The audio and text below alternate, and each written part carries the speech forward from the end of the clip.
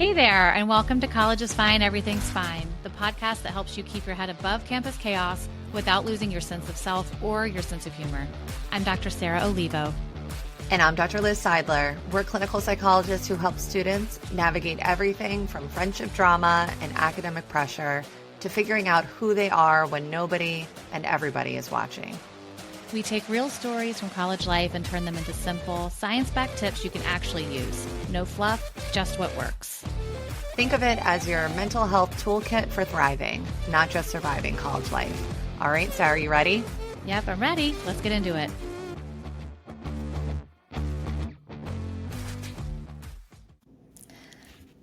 I think it's really funny that we're recording a Handle Hard Things Wisely episode when both of us are probably pretty fried, especially you. I just want to give you some real, some real credits to doing this. I can care that I can totally care. Oh my God, I can't even speak words. I mean, our brains are so fried.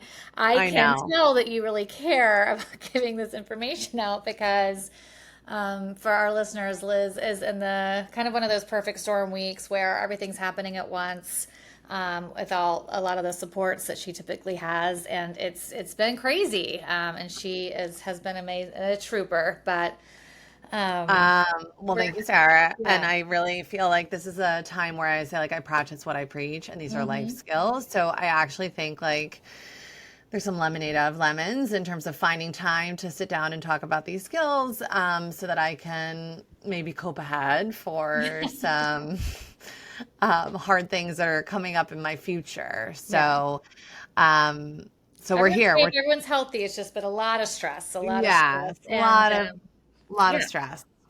And so we're here. We're talking about the H in our R.E.A.C.H acronym, which is handle hard things wisely.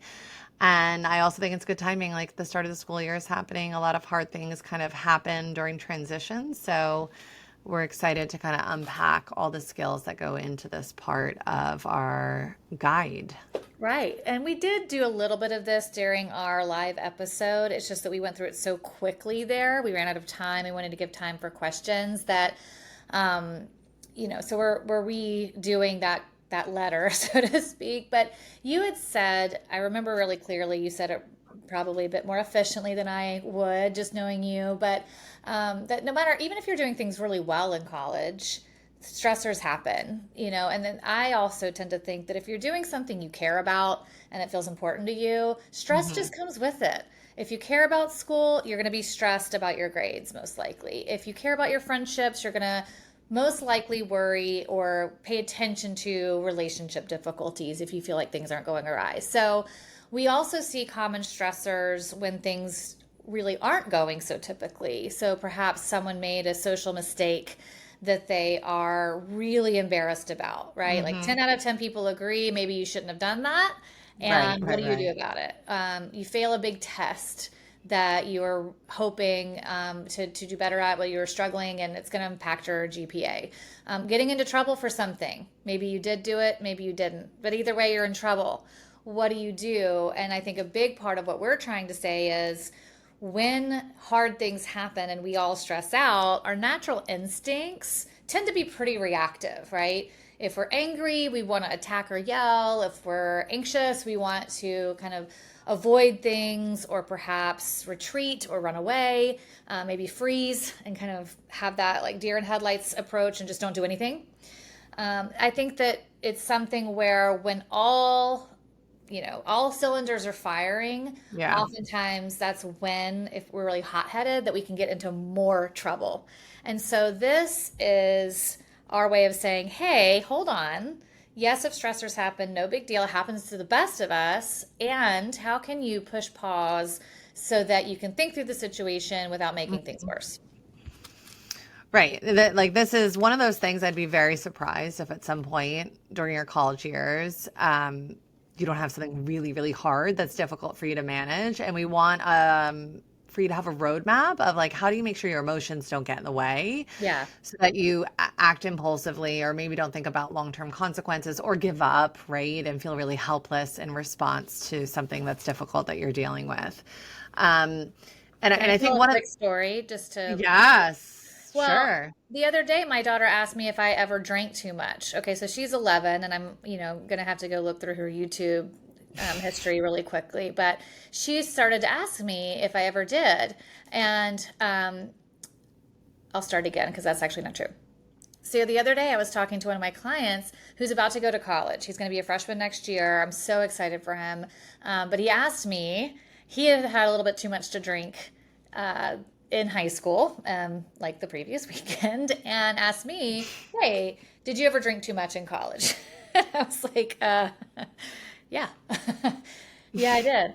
And we were just thinking through like what happens when you do make things go too far, and the next day you wake up and you're really, really maybe humiliated, and sick, and so on and so forth. So, these are things that even though Liz and I maybe are at this point where we're not going out and binge drinking quite the same way we might have in college, we were there. I think, I don't know, Liz, I know that you were perfectly, everything went Oh, beautifully. Yeah, for you in school, like no. no social gaps there. But yeah, these are things Yeah. we probably could have used back in the day. Right. Yes. College Liz had a lot of fun. So, and Hmm. I agree that sometimes, even if I recovered from a mistake or got through handling like a stressful situation not the most effective way, I think the ride would have been a little bit more smoother emotionally, and if I maybe would have handled things a little bit differently. Yeah. So we're hoping, like again, I recognize that all of us can sometimes bounce back, but maybe we don't bounce back as easily from hard things that happen, and hopefully some of these skills might be helpful to you. So, um, I think there's a concept, within DBT, we've talked about dialectical behavior therapy, but it's something called willingness and willfulness. And whenever I'm teaching these concepts, and I'll get into some skills around it, I lived in New York City for 10-ish years. And, for those of you in other parts of the world, when it rains in New York City, it's quite an interesting experience because you're essentially walking on a sidewalk that's, I don't know, Sarah, I'm really bad with distance. I don't know, like 3 feet wide. Yeah. And there are about hundreds of people with umbrellas. Yeah. And so what I would do is I would pack an umbrella when I knew it was going to rain, but I'd be like getting out of the subway and I'd be like, I really don't want to put up an umbrella because inevitably what happens is you're banging into people, umbrellas are hitting each other. And I would just kind of pray to the gods that the rain's either going to stop or stay light, and the umbrella would stay in the backpack. Oh, you know Um, what's actually really also nice in New York? When people have their umbrella next to you and their water is rushing in from their umbrella yes, to your shoulder because it's so so, crowded. So even if so you had crap. an umbrella, It's not even, it yeah. doesn't even matter. But the thing that I would do that was really ineffective, I would refuse to accept the reality that it was raining. And I'd miss this window of time of getting at least some coverage with an umbrella. And inevitably, I'd end up getting soaked, right? And I was just like, so even when I talk about it, if you can see me on YouTube, I'm like clenching my fist because like I would be so angry at the fact that it's raining and I'm outdoors and that like I got out of the subway and it was sunnier in the other part of the city that I was in. But that concept of like refusing to accept reality, even when it's like staring you right in the face, is an example of being willful, right? And there are certain signs that we can notice that we're being willful about something. So one of them is rejecting reality. And it might not be as simple as something as like the rain. It could be that you're rejecting the reality that you've failed every single exam that you've had so far in the semester and you haven't done anything about it or Hmm. asked for help. Um, so a lot of times our behavior is being really willful. We can kind of see that we're avoiding a problem. We also can see that we're maybe like overly trying to problem solve something that we can't change. That's being really willful too. Like maybe trying to like fix a friendship when two friends have just decided that they're not, right for each other. So we can be willful with our behavior. Our language, 100%, we can be willful in terms of like the way we're thinking, in terms of thoughts that we're having. We're really judgmental or rejecting of our current reality. not very flexible in our thinking. And the last thing I will say that is really important, and I know I've talked about this in another episode because I think it's underutilized, is our body can signal willfulness. So clenched fist, right? Maybe a lot of tension kind of within our facial expressions. I know for me that I'm definitely being willful if I just look at my hands. They really communicate a lot about how accepting I am about a situation. So the opposite of willfulness is willingness. And willingness is, and the more effective state to be in. We're willing to be more skillful. We're more open to what's needed in the situation. We're more flexible, accepting, maybe willing to kind of compromise or be cooperative with others. We're not fighting what our current reality is. So for example, like owning the truth, coming clean about something, apologizing when you've done something wrong, right? It's more approaching difficult situations. So I think when we're talking about handling hard things wisely, I think it's pretty obvious that being willing to kind of accept your current reality is the more effective state to be in. And there are certain things we can do to cultivate a willing mindset. One of them is what I just talked about. There's something called willing hands. So willing hands essentially is kind of tossing your hands up to the universe or God or whatever you might believe in, right? And kind of practicing acceptance as what it says with your hands. So a lot of things, like I said before, happen in our brain through our physiology and our physical state. So sometimes the first step, if you're like, okay, I'm not handling this well, is to just open up your hands and relax them, right? And maybe lean them on like your chair rest or something like that. So practicing a willing stance with our hands is a way to cultivate willingness. There's also something called a half smile, which I really struggle. And now that, we're really videotaping everything with this, this is something I laugh with my patients about all the time. So I have like a really flat smile, so it's kind of hard to mimic this, but we'll share some links around this. But essentially a half smile is not like full on like teeth, like a glamour, like smile. It really is about just curving the corners of your lips up, right? And just that little change in your physiology and the expression on your face has been shown on brain imaging to change our emotions. So, and that can cultivate willingness as well. So there are certain things you can do with your facial expressions and with your body that can have a willing stance. And sometimes that's a good first step before you try to be more willing with your thoughts, right? In terms of accepting reality and being more flexible in your thinking about doing what you need to do to get you towards making effective actions, being the last step. Yeah. I always am thinking like, everyone just waits to kind of have the thoughts go their way, right? And right. So much, sometimes it's quicker, maybe not easier, but quicker to have our muscles talk to our brain yes. than it is to have our mind make our muscles do something we want to do differently. So I love that idea. And by the way, yes, your hands as you're talking, so they say so willing to do this episode, despite all the crap you have to do, right? As soon as we push stop. So the next thing we'll talk about, we have a microdose episode on, so we're not going to go through it so over, we won't go through it so much. But once you are willing to do something, again, that's the first step. If you're not willing to do it, and you want to just try it your way, then fine. Sometimes people just need to learn the way they need to learn. So if at some point though you find, okay, I'm actually willing to engage in some strategies, then one quick stop, and it's kind of one of those, like a lot of things in one, is to practice the P.O.I.S.E approach. So with that, you want to pause, create space between your emotions and your racing thoughts and that physiology of your body, right? And then what you want to do. So you have all these things that are firing inside of you, and then there's a pause before you react. All right. So because we talked about when you're stressed, you want to attack, you want to yell, you want to avoid, you want to run. And those are all reactions, really instinctive reactions. So creating a pause there is really important. And then noticing, to your point, as you said, I notice that my hands are clenched. And that's a first sign. I notice that I typically have just a tightness in my chest. right? That just kind of feels tight. Other people might feel hot. You might just notice that your thoughts seem to race. I'm too distracted, or I'm overly focused on one thing after the next, or I keep on replaying that image in my head over and over again. But observe what's happening inside your body, and also observe your situation around you. What are your supports right now? Are you around people who you can trust? Do you need to take space or time from the outside world? And then inhale and exhale. All right, so inhale and exhale is the next step, because taking that breath is also a way that our body can communicate with our brain that we're in a safe place, we have time to think.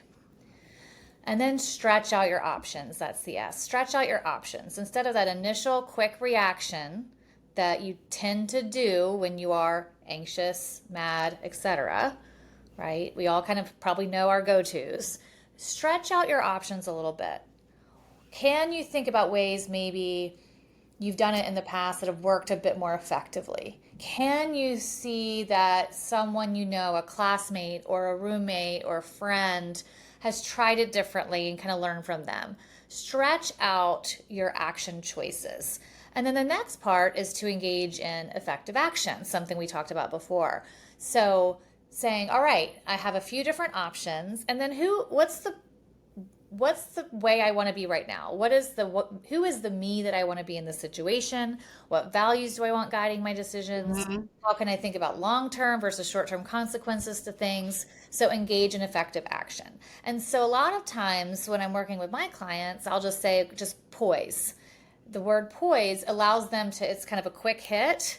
And this, even though it took me maybe a few minutes to describe that, if you start to practice it more quickly, oftentimes just being like, okay, practice poise, it's milliseconds before you're able to do it really fluidly.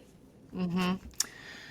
Yeah, I mean, I think the other thing too is that sometimes when we're in that first part of poise, where we're kind of pausing and observing or noticing things maybe about our breath, we might be in a situation where it's like a 5-alarm fire going on in our body, and that we're not able to maybe think clearly. And that's where there are a set of skills called T.I.P.P.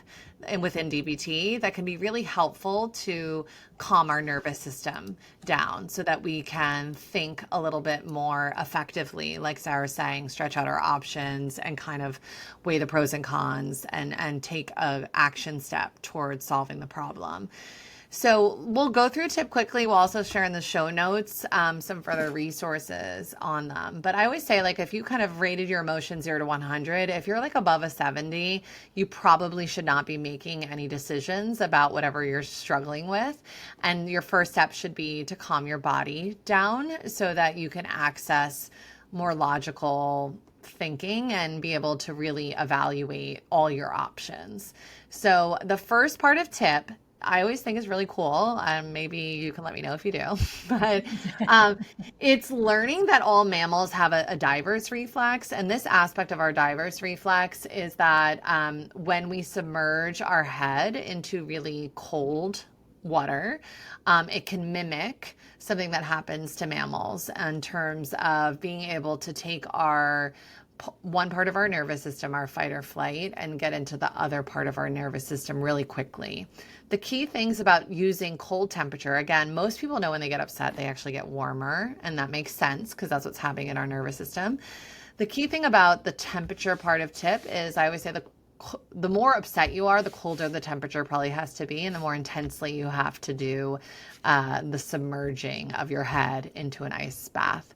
So I can count on my hands how many people, like some people who really have a lot of panic attacks, really can do this and have access to these things. But sometimes in college, you don't have access to a bowl of ice water. I don't even know if I had ice, like loose ice in my dorm. Yeah, no, just probably not. Tepid water just is always warm. Back in my day. Yeah. We don't have ice. So, if you are in a place that you don't have ice water, like a modification, you can splash some cold water in your face. If it's a really intense emotion, maybe you have ice packs. And if you're having a lot of really intense emotions, you have ice packs so you kind of activate. You definitely could go to the health center, or you can find ice, right? The whole idea is to put cold temperature underneath your eye area and to tilt your head. If you're not putting it in an ice bath, you're putting it in between your legs and you're holding your breath for 30 seconds. And you're trying to mimic this reflex in the same way, you know, when you hit your knee at the doctor's office with that tool, your leg kind of goes out. This is an automatic reflex that we have that can really change our body chemistry really quickly. So that is the T in TIP. Sarah, do you want to talk about intense exercise and the I?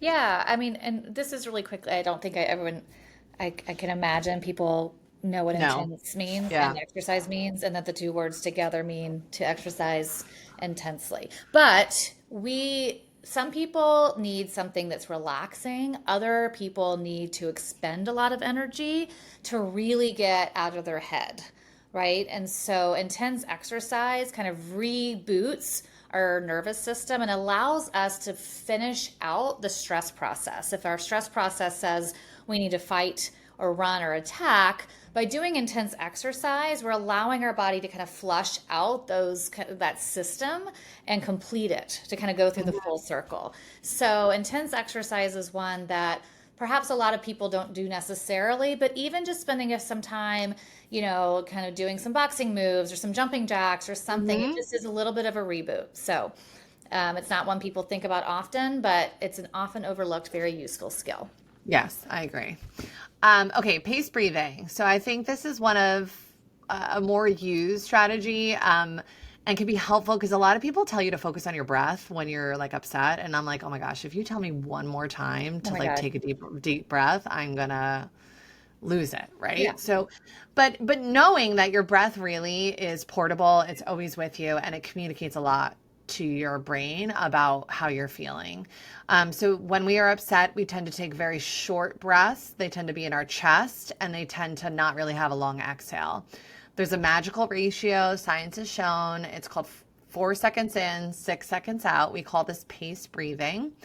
And the really key factor here is that your exhale is longer than your inhale. And so when we lengthen our exhale, it moves the breath lower throughout our body into our diaphragm. This is where belly breathing comes from. And that slowing of the breath and the lowering of the breath out of the chest can again get us out, tip us out of that part of our nervous system, the fight or flight, and get more into like our relaxation part of our nervous system. And that can kind of calm our body down enough that we can access other parts of our brain. That's what we want to do. How can I kind of no longer feel like I'm hyperventilating and I can't breathe or talk clearly? So that's pace breathing. Gotcha. And then the final P, two The Ps. final P.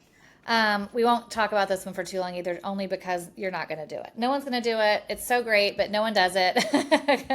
It's progressive muscle relaxation. Now, I'm joking a little bit, but whenever I do progressive muscle relaxation, either with a client or in a group, everyone loves it. By the end, they're like, I've never been more relaxed in my life. It's essentially where you take each muscle group, and you can do quicker versions or longer versions of this, and you intensify the tension of that muscle. So if you have your fist, you want to kind of make a fist and really tense the muscles. You'll start to notice the tightness all the way up your arm, and you hold that for maybe about 10 seconds.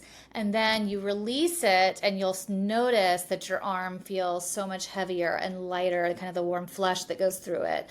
And you kind of let that happen for about 20 seconds. So just starting to notice that with each muscle group, even your jaws, your forehead, all of it, all the way down to your feet, that you will have a much more natural physiological state. It's incredibly helpful. I think why people don't do it is because it takes time and it takes some energy. So sometimes I'll ask people to perhaps identify an area of their body where they could really use it. If it's your chest or if your stomach, try it in those situations. But we'll provide an audio link if you want to try progressive muscle relaxation. But again, there's plenty of resources out there for that if you need it, and we're happy to provide them.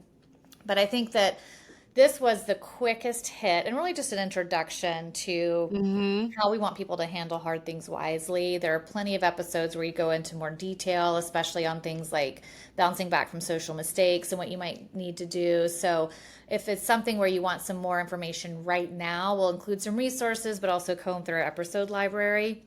The other part is when to know that you need more help. The environment sometimes is bigger than you can manage. Emotions are sometimes bigger than you can manage. So, of course, mapping out your supports on campus, whether that is an RA, whether that is an upperclassman that you've met, whether that is your counseling center, of course, and any sort of online, a lot of places have coaching abilities outside of the counseling center that you don't even have to walk in, or when to seek professional help. So looking at Psychology Today or other resources like that.